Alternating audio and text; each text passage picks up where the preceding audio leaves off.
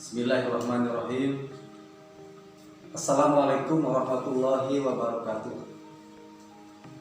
Assalatu wassalamu ala asrofil anbiya'i wal mursalin Sayyidina Muhammadin wa ala alihi wa ashabihi ajma'in amma ba'du. Puji syukur yang kepada Yang Maha Kuasa Allah Subhanahu wa taala atas karunia dan limpahan berkah pada kesempatan ini. Shalawat dan salam semoga tercurah dan melimpah kepada baginda Rasulullah Nabi Muhammad SAW. Anak-anakku sekalian, pada kesempatan yang berbahagia ini saya terlebih dahulu memperkenalkan diri. Nama saya Dadan Satya Permana. Saya diberi amanat oleh lembaga sebagai Ketua Yayasan Geraha Bakti Negara sudah untuk kedua kali periodenya. Pada waktu yang berbahagia ini, saya diberi kehormatan oleh panitia MOPD, Masa Orientasi Pendidikan Dasar atau MPLS, Masa Pendampingan Sekolah, untuk mengisi kegiatan materi dalam MPLS ini terkait dengan materi sadar hukum dan pendidikan anti korupsi. Sebelum kepada materi, saya minta maaf karena seharusnya kegiatan ini dilakukan langsung melalui Google Meeting. Namun karena kesibukan saya sebagai di samping ketua yayasan, sebagai ASN, aparatur sipil negara di instansi jajaran Mahkamah Agung Republik Indonesia, sehingga saya hanya dapat menggunakan media YouTube ini untuk menyampaikan materi yang dimaksud dalam jadwal MPLS untuk siswa-siswa yang berbahagia karena sudah masuk terdaftar dan menjadi siswa di persekolahan baik SMA ataupun SMK di lingkungan Yayasan Geraha Bakti Negara. Yayasan ini sudah berdiri lama, sejak tahun 1985, sudah melewati 30 tahun. Artinya yayasan ini sudah dewasa dan memiliki 3 divisi, yaitu divisi 1 tentang pendidikan, divisi 2 tentang kesehatan, divisi 3 tentang sosial dan keagamaan. Tidak berbasa-basi yang panjang karena waktunya sangat terbatas. Materi ini sangat menarik. Judul materi ini sebagaimana disampaikan tadi adalah sadar hukum dan pendidikan anti korupsi. Adik-adik yang sangat saya sayangi, materi ini akan cukup menarik dan komunikatif apabila dilakukan di kelas secara tatap muka langsung. Namun karena kondisi saat ini kita semua sedang ditimpa musibah oleh Allah SWT dengan pandemi corona, sehingga kita belum berkesempatan untuk bertatap muka langsung di kelas yang tentunya akan lebih baik ketika kita langsung ada komunikatif di antara penceramah atau yang narasumber dengan siswa yang menjadi pepaparnya. Berbicara tentang judul yang sangat menarik ini, sadar hukum dan pendidikan anti korupsi. Ini sangat penting sekali dan pemerintah memandang semua masyarakat memahami tentang apa itu kesadaran hukum atau apa itu hukum itu sendiri. Ada peribahasa dalam bahasa Latin mengatakan ubi societas ubi ius, di mana ada masyarakat, di situ ada hukum. Atau istilah lain di dunia hukum disebut dengan hukum positif. Ketika kita membahas tentang di mana ada masyarakat, di situ ada hukum, artinya hukum itu terkurung oleh waktu dan tempat. Tempat hukum di Indonesia tentu berbeda dengan hukum di Malaysia. Hukum di Indonesia jelas berbeda dengan di Amerika. Oleh karena itu, hukum adalah ciri sebumi, coro sedeso kata orang Jawa. Ciri sabumi, cara sadesa. Jadi hukum itu adalah hukum positif. Artinya hukum itu berlaku bagi masyarakat di lingkungan tertentu. Di Indonesia sudah berlaku unifikasi hukum, terutama tentang hukum pidana. KUHP berlaku untuk seluruh masyarakat Indonesia. Siapapun, warga manapun yang melakukan tindak pidana di Indonesia, maka dia akan dihukumi dengan hukum yang berlaku di Indonesia, baik itu tentang perdata maupun tentang pidana. Tidak akan jauh ke hal apa yang saya sampaikan tadi, karena materi sangat terbatas dengan waktu, maka paling tidak saya bisa menggambarkan bahwa manusia kita dilahirkan di bumi ini dengan karakter yang berbeda, bakat yang berbeda, kemauan yang berbeda, dan kepentingan yang berbeda. Akan sangat berbeda kepentingan petani dengan buruh, akan sangat berbeda kepentingan tentara dengan polisi berkait dengan fungsi dan tugasnya di dalam masyarakat atau negara. Nah, masing-masing selalu ada ekses konflik di antara kehidupan dalam masyarakat. Ada orang membutuhkan makan tetapi dia tidak punya makanan. Kemudian pilihan terakhir melakukan pencurian, meskipun itu bukan pilihan yang bagus. Kemudian ada orang lain yang memiliki lumbung padi yang banyak, kemudian menjadi korban pencurian dari orang yang karena laparnya itu mengambil beras atau padi orang lain. Terjadilah kesenjangan di dalam masyarakat. Ada yang disebut sebagai pelaku tindak kejahatan atau pelanggaran, ada yang disebut dengan korban dari sebuah tindak pidana atau pelanggaran. Oleh karena itu, untuk mengatur lalu lintas pergaulan kehidupan manusia ke masyarakat, maka perlu diatur oleh hukum. Hukum itu secara garis besar ada hukum yang tertulis, ada hukum yang tidak tertulis. Hukum yang tertulis adalah hukum yang dibuat oleh produk legislatif, DPR, MPR, dan Presiden,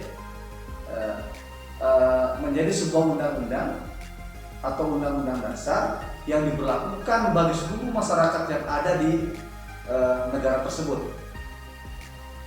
Nah, karena hukum itu dibuat secara sadar oleh para pakar hukum di lembaga legislatif, maka kesadaran hukum untuk mentaati hukum itu bukan hanya kewajiban pembuat undang-undang, tetapi kewajiban seluruh masyarakat yang ada di negara ini. Kita sering melihat bahwa ada orang yang melakukan tindak pidana, baik itu sengaja atau sebuah kealpaan atau kulpa, itulah hukumnya. Nah, diharapkan semua orang itu dengan sadar itu pengertiannya adalah memahami dalam keadaan waras, dalam keadaan sehat badan dan pikiran, sehingga tidak melakukan perbuatan-perbuatan yang merugikan dirinya dan merugikan masyarakat sekitar. Kalau demikian, maka apa itu kesadaran hukum? Kesadaran hukum dapat diartikan sebagai kesadaran seseorang atau suatu kelompok masyarakat kepada aturan-aturan hukum yang berlaku. Kesadaran hukum sangat diperlukan oleh suatu masyarakat. Hal ini bertujuan agar tertib, damai, tentram, dan keadilan dapat diwujudkan dalam pergaulan antara sesama. Tanpa memiliki kesadaran hukum yang tinggi, tujuan tersebut akan sangat sulit dicapai. Oleh karena itu, fungsi hukum akan membimbing manusia atau masyarakat yang ada di suatu daerah itu untuk ke arah yang lebih baik dan harmonis. Nah, kapan kesadaran hukum itu harus diterapkan oleh masyarakat? Tentu saja harus sejak kecil di lingkungan keluarga oleh orang tuanya. Sebab orang tualah yang pendidik pertama bagi seorang anak. Orang tua yang menanamkan nilai, orang tua menanamkan norma-norma dalam kehidupan, orang tua melahirkan moralitas bagi anak-anaknya, dan orang tua mendidik dia untuk memiliki etika yang baik. Antara nilai, norma, moralitas, dan etika itu dibentuk oleh sumber nilai yang namanya keluarga, yang di dalamnya ada orang tua, kakak, atau saudara-saudara lingkungan yang sangat menentukan seseorang itu bisa memiliki kesadaran yang tinggi untuk menjalani hukum. Saudara sekalian, anak-anakku yang tersayang, apa apa yang menjadi indikator seseorang menyatakan sadar hukum? Kesadaran itu merupakan watak yang baik dari seseorang. Sadar hukum adalah sifat yang baik dari seseorang. Kebalikannya adalah tidak sadar hukum atau melanggar hukum atau menyeleweng dari hukum atau melanggar hukum itu sendiri. Ada 4 indikator. Indikator itu artinya sesuatu yang bisa diukur, baik ukurannya ukuran kualitatif maupun ukuran kuantitatif. Ukuran kualitatif untuk menunjuk seseorang itu sangat baik, kurang baik atau tidak baik, itu bisa dilihat oleh masyarakat dengan mata kepala masyarakat. Artinya bisa melihat dia itu orang baik, dia itu orang kurang baik dan sebagainya, karena perbuatannya lah yang memungkinkan masyarakat memberikan penilaian seperti itu. Ada juga mungkin indikator secara kuantitatif dengan nilai dan angka-angka, dengan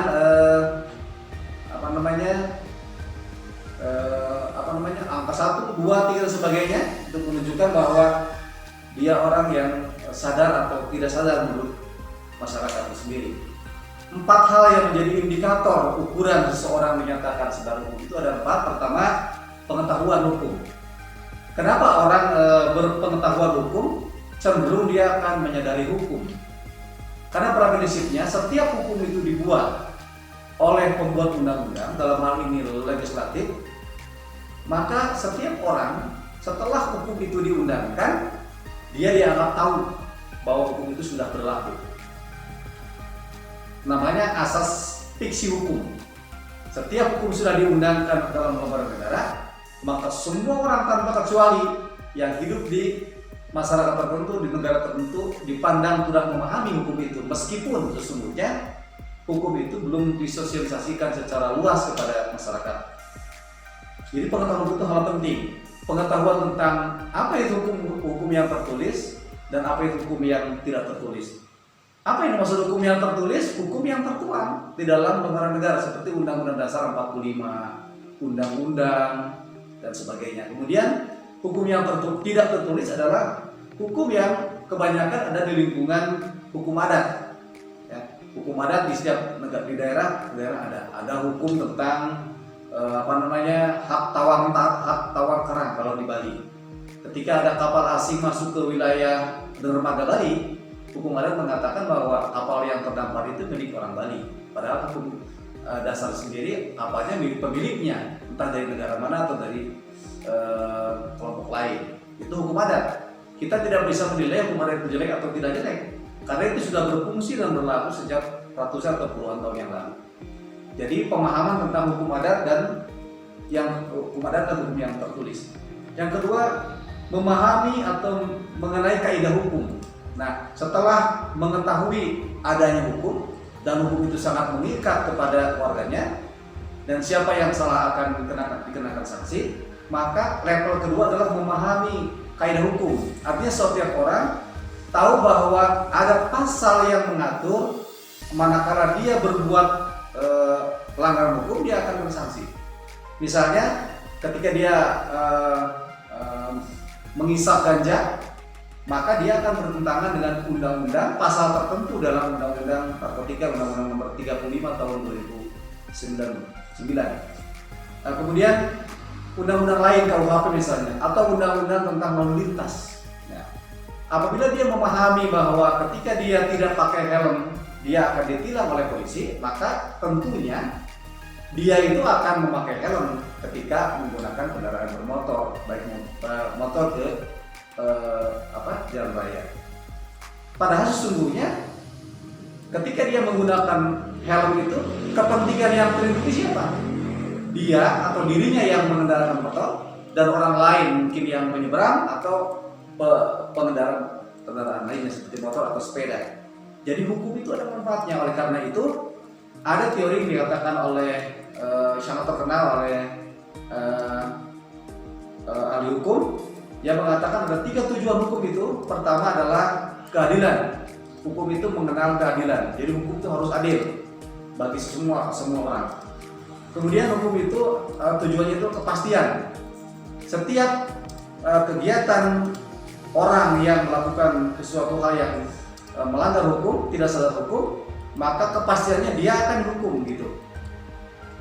Yang ketiga adalah kemanfaatan. Nah, tujuan hukum kemanfaatan yang disebut oleh Gustav van Greve yang 3 tadi, Gustav itu menunjukkan yang ketiga adalah tujuan adalah kemanfaatan hukum. Jadi memakai helm adalah perintah undang-undang, tetapi kemanfaatannya itu akan lebih dirasakan oleh orang yang mengendari motor itu. Ketika dia jatuh, mungkin kepalanya akan terlindungi. Jadi hukum itu punya fungsi untuk melindungi. Jadi pertama pengetahuan hukum, kedua pemahaman mengenai kaidah, pasal-pasal, meskipun hanya sebagian-sebagian ketentuan hukum yang berlaku yang kita paham dan akhirnya kita harus paham. Yang ketiga adalah sikap terhadap norma hukum.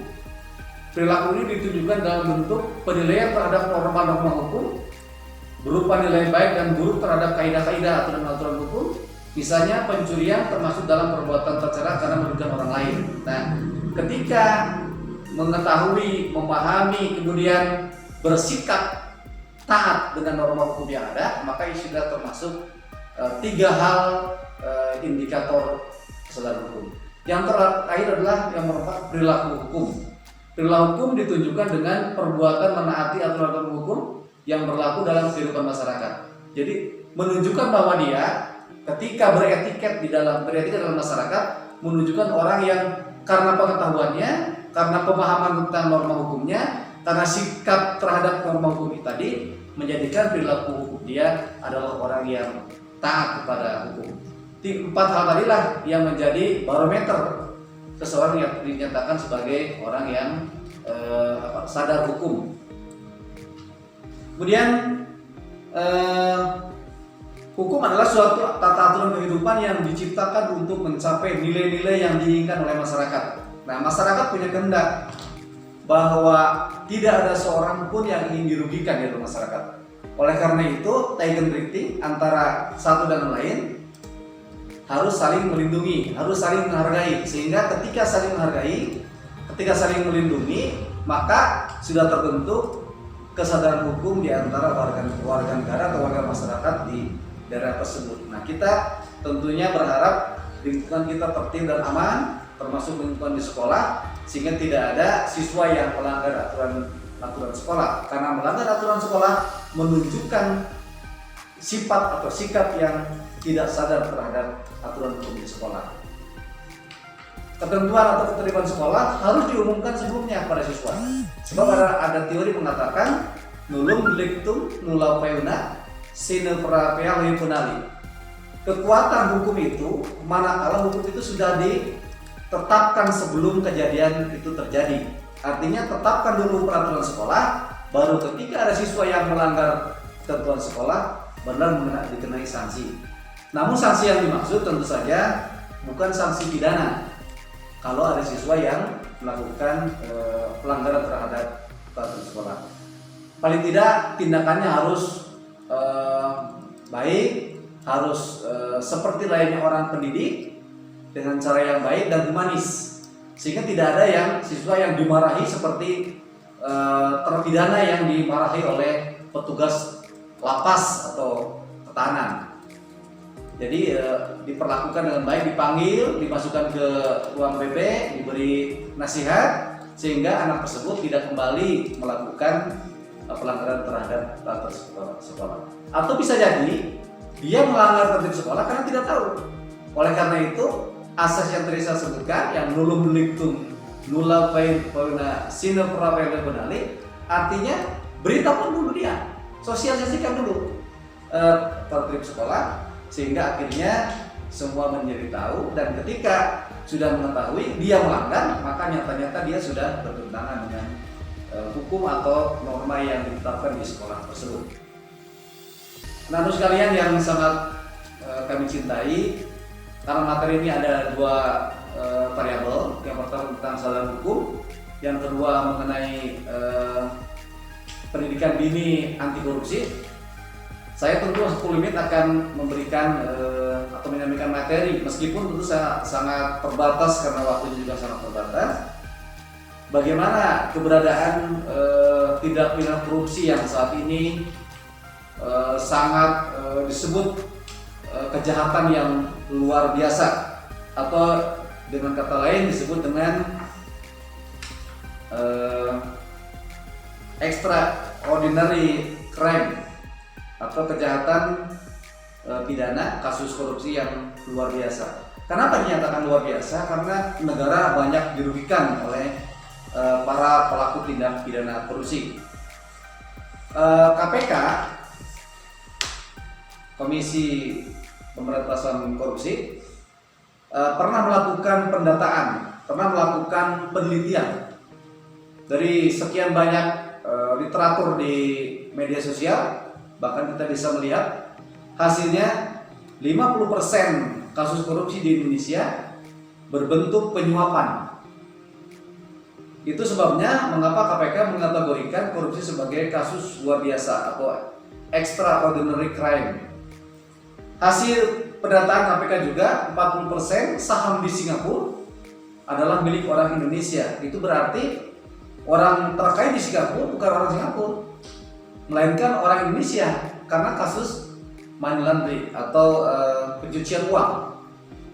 Jadi pencucian uang itu atau money laundering adalah orang si pelaku tindak pidana korupsi di Indonesia, kemudian uang itu dimasukkan ke bank, bahkan supaya aman, uang itu dimasukkan di bank di luar negeri, di Swiss atau di Singapura, dan Singapura tidak mengenal ekstradisi kalau ada orang Indonesia yang karena tidak korupsi ditangkap di Singapura. Jadi sebetulnya banyak tindak pidana korupsi baik yang besar maupun yang kecil. Adik-adik juga tahu banyak kejadian korupsi itu di negara terkait dengan pegawai bank, pegawai pemerintah, bahkan bisa jadi pelakunya adalah Pak RT atau Pak RW yang mendapat titipan uang negara berupa uang tertentu untuk membangun jembatan misalnya atau untuk membangun lingkungan bersih, tetapi tidak dilakukan atau tidak sesuai dengan bistek yang dibuat dalam perencanaan di Musrembang, Musyawarah Rencana Pembangunan Desa. Artinya menyalahi bistek yang sudah dibuat dalam perencanaan dengan pembangunan yang dihasilkan, sehingga negara dirugikan. Bisa jadi pelaku tindak pidana korupsi adalah masyarakat, tokoh masyarakat, atau bisa jadi seorang RT atau seorang RW atau tokoh masyarakat yang diberi tugas, dibebani untuk melaksanakan suatu pembangunan yang sumber biayanya dari negara. Besar dan kecilnya kerugian negara itu yang menjadi barometer untuk hakim ketika memutuskan apakah orang itu bersalah, berapa hukumannya, ringan dan beratnya akan ditentukan dengan besar atau tidaknya kerugian negara. Oleh karena itu, tentu saja perbuatan korupsi itu harus dihindari jika tidak terjadi. Namun demikian, kita pun tidak sadar kadang-kadang. Misalnya di sekolah ada sekumpulan kertas atau satu rim kertas HPS, kemudian seorang siswa mengambil beberapa lembar HPS itu untuk kepentingan sendiri yang tidak berkaitan dengan tugas sekolah dan sebagainya. Diketahui bahwa pembelian kertas sekian rim itu adalah dari uang BOS, bantuan operasi sekolah. Maka ketika penggunaannya untuk operasional sekolah tidak digunakan untuk itu dan digunakan untuk kepentingan lain, maka secara kualitatif kejadian korupsi sudah terjadi.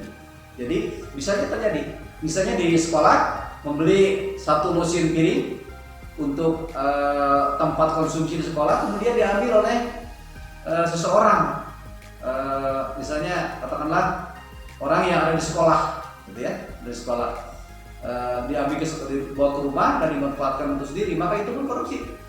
Karena sumber pembelian gelas atau piring atau sendok tadi adalah bersumber dari uang yang dari negara. Jadi kalau demikian, apa korupsi itu? Ya, apakah korupsi sama dengan pencurian? Pada dasarnya korupsi adalah pencurian, tapi dengan kualifikasi yang sangat khusus. Nah, ketika unsur korupsi pencurian adalah mengambil barang milik orang lain, baik sebagian atau seluruhnya untuk kepentingan dirinya atau untuk kepentingan orang lain, maka itu definisi korupsi. Nah sekarang yang diambil adalah kalau pencurian bisa kambing milik tetangga, milik orang lain, bukan negara. Tetapi ketika barang itu milik negara, kertas milik negara, mobil milik negara, motor dinas milik negara, diambil atau dijual tanpa sepengetahuan kepentingannya, tidak sesuai dengan kepentingannya, maka dia dihukumi telah melakukan tindak pidana korupsi. Definisi korupsi sendiri sangat banyak, bertebaran di seluruh pasal dalam undang-undang tentang korupsi. Salah satunya pasal 2 ayat 1 Undang-Undang Tindak Pidana Korupsi, yang ini sudah dilakukan judicial review di Mahkamah Konstitusi. Disebut bahwa setiap orang korupsi adalah setiap orang yang secara melawan hukum melakukan perbuatan memperkaya diri sendiri atau orang lain atau suatu korporasi bersama-sama yang merugikan keuangan negara atau perekonomian negara, dipidana dengan penjara seumur hidup atau pidana paling sedikit 4 tahun dan paling lama 20 tahun dan denda paling sedikit 200 juta rupiah, paling banyak 1 miliar rupiah. Nah, berdasarkan pasal-pasal tindak pidana korupsi yang diatur dalam Undang-Undang Anti Korupsi tadi, kalau digolongkan akan menjadi kurang lebih 7 kelompok kejahatan korupsi. Yang pertama adalah kerugian keuangan negara. Negara dirugikan keuangannya. Misalnya kasus Edi Tansil yang membawa kabur uang milik negara. Uang itu sampai sekarang belum selesai, masih tutnader atau berlangsung, dicari gitu ya. Kemudian suap menyuap. Misalnya hakim disuap oleh terdakwa supaya hukumannya ringan. Itu juga korupsi. Meskipun bukan uang negara, artinya uang masyarakat, uang keluarga terdakwa, tetapi kan dilakukan terhadap aparatur negara, contohnya hakim disuap oleh terdakwa, maka itu juga tindak pidana korupsi. Kemudian penggelapan dalam jabatan, melakukan pencurian atau penggelapan uang negara ketika dia sedang melakukan kejahatan, berfungsi sebagai pemilik jabatan tersebut. Misalnya, mohon maaf, Pak Lurah mengambil uang desa yang sumbernya dari negara. Kemudian pemerasan. Nah, ini pemerasan juga termasuk pidana korupsi dalam kasus korupsi tentunya, bukan pemerasan di luar tindakan korupsi. Memeras jaksa, misalnya memeras terdakwa dan sebagainya supaya membayar sejumlah uang, itu juga pemerasan, termasuk korupsi. Kemudian perbuatan curang dalam pengadaan barang dan jasa. Kalau negara akan membeli sapi dari Australia misalnya, harga sapinya di sana cuma satu sapinya 10 juta, disebutkannya 20 juta. Maka itu termasuk perbuatan korupsi karena akan merugikan keuangan negara. Berapa miliar kerugian negara yang dirugikan oleh orang yang andai kata dia sebagai seorang eksportir atau pengusaha bekerja sama permufakatan jahat dengan aparatur negara yang melakukan pengadaan dan jasa, maka negara akan dirugikan sangat banyak. Dan sesungguhnya kerugian yang dimaksud adalah kerugian negara dan kerugian bagi masyarakat. Oleh karena itu, tindak pidana korupsi tentu tidak perlu terjadi dimanapun, di lembaga manapun atau di instansi manapun, dan semua orang termasuk siswa harus mengetahui bahwa perbuatan sekecil apapun kalau sumbernya merugikan negara, maka itu termasuk korupsi. Seperti halnya tadi saya katakan, siswa mengambil kapur atau kertas yang mana kapur dan kertas itu dibeli oleh uang bos atau uang dari negara yang sesungguhnya itu digunakan untuk kepentingan sekolah. Namun demikian kesadaran hukum masyarakat atau siswa barangkali belum tahu. Oleh karena itu informasi seperti inilah yang memungkinkan siswa menjadi tahu dan kemudian tidak melakukan perbuatan yang dilarang oleh undang-undang tersebut. Demikian barangkali yang dapat disampaikan pada kesempatan yang sangat singkat ini. Ingin tentunya bertatap muka secara langsung karena tentu akan lebih komunikatif, pertanyaan bisa dijawab dan sebagainya. Dan ini mudah-mudahan setitik usaha dari pemerintah termasuk lembaga pendidikan untuk mensosialisasikan bagaimana budaya tertib hukum itu harus dimiliki oleh setiap orang, termasuk oleh siswa SMK atau SMA di lingkungan Yayasan Geraha Bakti Negara. Saya berharap anak-anak semua bisa menjadi siswa teladan yang selalu sadar hukum dan memahami bahwa pemerintah sedang gencar-gencarnya memberantas tindak pidana korupsi. Oleh karena itu, mari kita sama-sama sadar hukum dan jauhi tindak pidana korupsi supaya kita tidak termasuk orang yang merugikan baik pada perseorangan maupun kepada masyarakat atau pemerintah, namun menjadi orang yang bermanfaat banyak untuk lingkungan dan bangsa dan negara kita. Selamat menjadi siswa di SMK atau SMA di lingkungan Yayasan Geraha Bakti Negara. Anda tepat telah memilih sekolah kami untuk melanjutkan pendidikan dari tingkat menengah ke tingkat dasar ke tingkat menengah, dan tentu saja harapan orang tua kalian sama dengan harapan kami yayasan, dan sama dengan harapan kepala sekolah, sama dengan harapan Bapak Ibu guru semua, dan sama dengan harapan negara. Jadilah siswa yang cemerlang, yang memiliki kesadaran hukum yang tinggi, dan kita berusaha untuk menghindari atau menghindarkan diri dari perbuatan-perbuatan praktek korupsi yang disebutkan tadi.